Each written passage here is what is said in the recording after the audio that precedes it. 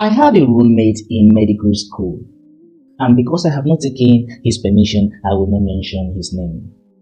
He failed pharmacology. And the reason he failed pharmacology, I got to discover it, and I decided that I was going to help him. Why did he fail pharmacology? He failed pharmacology because he was busy trying to cram drugs. The truth is that the more you cram drugs, the more you discover that there are more drugs to be crammed. So you don't cram drugs. You become the drugs. You become it. You become it. That is, you learn it. You learn why the naming ceremony that was given to it. You learn the names. You learn why loratadine is called loratadine. You learn why paracetamol is called paracetamol. You ask, why is this drug called this particular name? But that was not even the problem. So many pharmacology students, medical students, nursing students, pharmacy students make the mistake of trying to cram all the drugs. But that is an error in itself. They feel very bad when they cannot remember the name of a particular drug.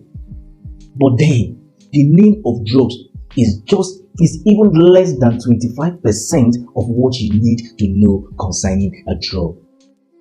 I can pass an examination without even knowing the name of the drugs. And I will show you why. But before then, I want to say that when I was in medical school, I was a member of Christian Medical and Dental Association students. This particular fellowship changed my life. And I would want to advise all medical students all over the world that if you are opportune to be in a medical school, try and join an association or a fellowship that is pro-student. CMDA was one of such. They will gather us and they will teach us. I will not forget the help that VECAMS also gave to us that year. VECAMS also gave to us that year. But for now, because of what I did with the word CMDA, I'm going to mention more of CMDA as we continue this study. So in an examination, or when you are asked by your examiner to discuss about a particular drug, they are asking you to tell them about the CMDA of that particular drug, the CMDAS of that particular drug.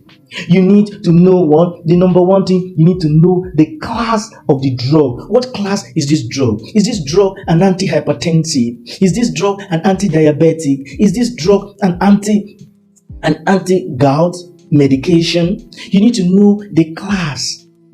You even need to know the subclass, if there is any, which particular class or subclass it belongs to. So, for instance, if you are talking about drugs that are used for asthma, is this a beta-adrenergic medication?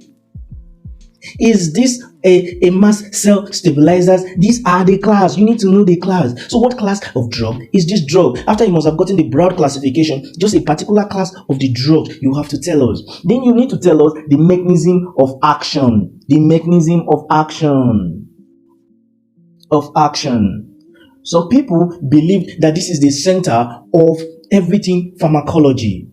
But I want to make it clear and very known to you right away that if you can know the class of the drug, you will know the mechanism of action. And as we go on, I will be able to show you how you will be able to do that. You may not be able to know the exact mechanism of action, whether it uses a passive diffusion method or it makes use of a transporter. Something is your drug example. This is where people want to kill themselves. But this is your drug examples.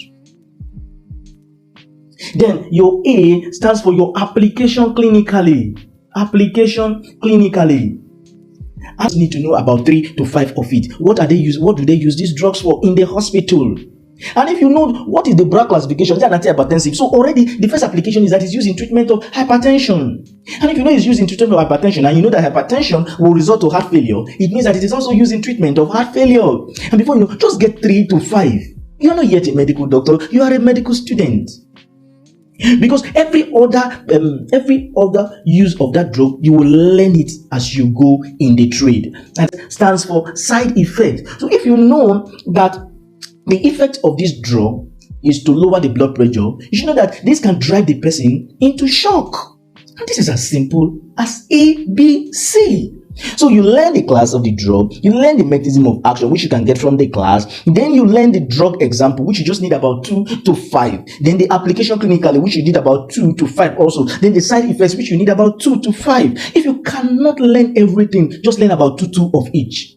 So if you can write on the class of the drug, that one will take 1 line, the mechanism of action 2 lines, then the drug example, you give them 2 examples, the application clinically, you give them 2 application clinically, then you look at the application and say, in worst case scenario, what will it result to? You give them 2 examples of the side effect. I'm telling you, you have automatically written 9 lines for